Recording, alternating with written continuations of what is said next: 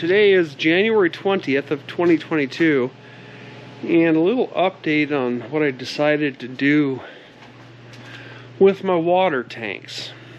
The two 46-gallon tanks are going to go in here and here.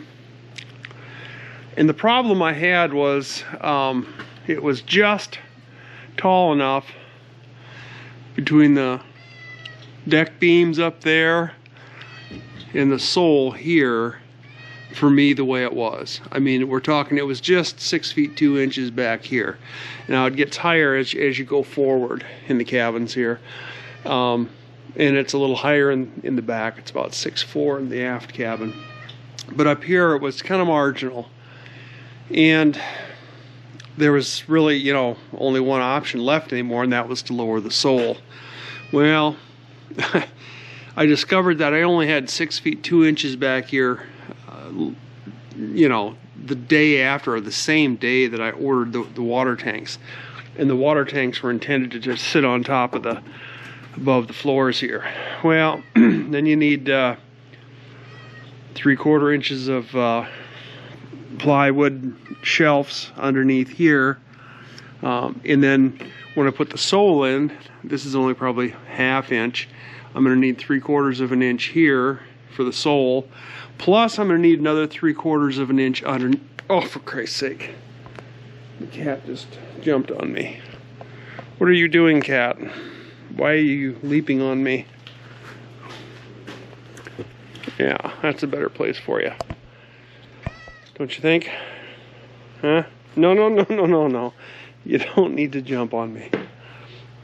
You're lucky I was wearing heavy clothes, or I would have screamed. Anyway, so we're going to need to put hatches in here, and so I'll need, you know, 3/4 inch bracing underneath the hatches, so it supports the hatches when the hatches are in place. So we were going to need a little bit more elevation here. I had about 3/4 of an inch the way it was, but that still would have put me up just a little bit higher than than I would have wanted. It would have brought me under that 6 feet 2 inches up there. So what I did was I notched out these floors just a little bit, a little over 3/4 of an inch. And I started out using a router, my small trim router, and it worked fine. Up in here I did 2 different, or actually 4 passes. And then I got to here and the bit worked its way out. Then things just went downhill from there. But I did get it out, but get it routed out. But and then this next one I started routing again. Then I had a little chip out here, so the bearing worked in, and I had a couple gouges here.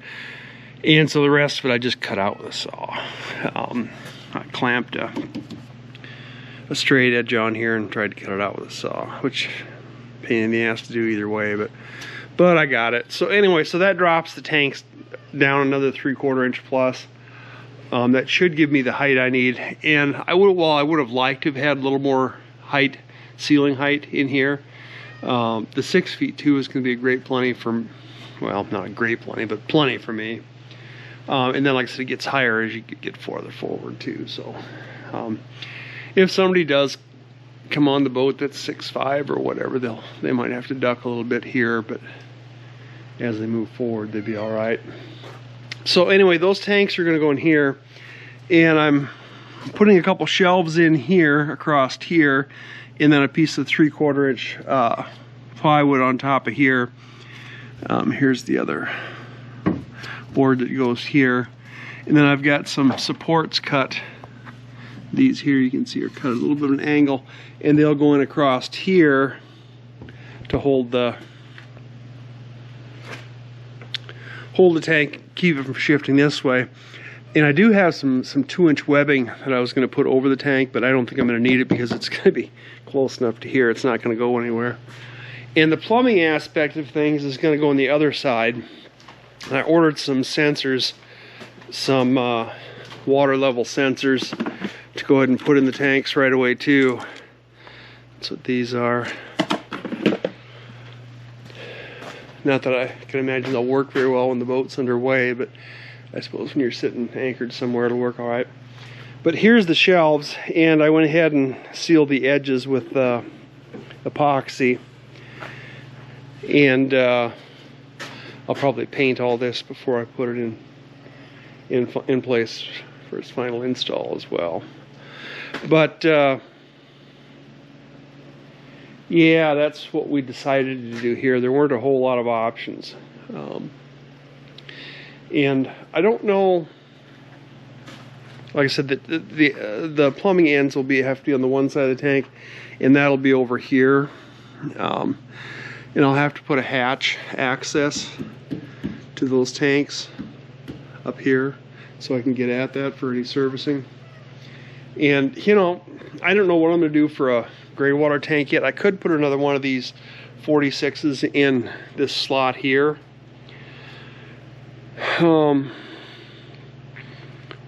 I don't know for sure. I'm going to have a lot of storage underneath here because at worst these 3 are going to be filled up with tanks. And then I'm going to have 1, 2, 3, 4 at least of these slots open, and I'll put some hatches to get in there. That's going to be a lot of storage. I don't know what this is here. 2.5 feet, probably 30 inches or thereabouts. So yeah. Oh, and I did drill limber holes in here. See that? I went with 7/8 inch limber holes, didn't I? Yeah, 7/8 inch limber holes. Why 7/8 inch? I don't know.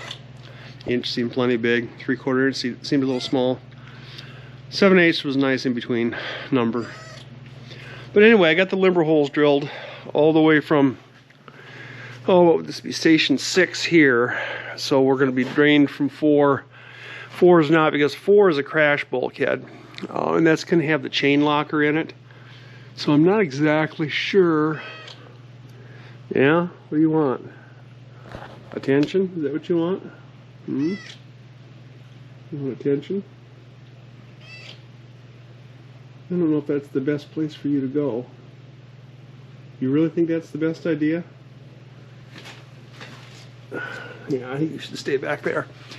But anyway, there'll be a crash bulkhead in here and a chain locker up in there. And I would guess the bow thruster is either going to be in this, between these stations, or between these stations. Probably here, I would guess. It's going to give me a little more room, a little better access to it, a little easier access to it. And then the chain locker is going to have to be drained some. I'm not sure how people do that. I suppose I could slope something off coming down in here and put a pipe with a valve on the ball valve on it and just drain it.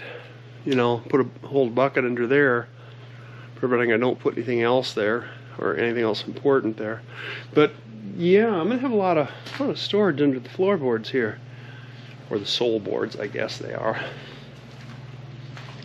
But everything's just incredibly slow to get it done. I just amazed at myself at how long it takes to get anything done. But like we always say, nothing is straight and everything's at weird angles, and then you do epoxy and then you gotta wait 24 hours for the epoxy to cure, and prime it, and you gotta wait for that to dry, and then you can paint it and wait for that to dry. And so yeah, it's a slow process. But anyway, that's my update for the 20th of July, or January.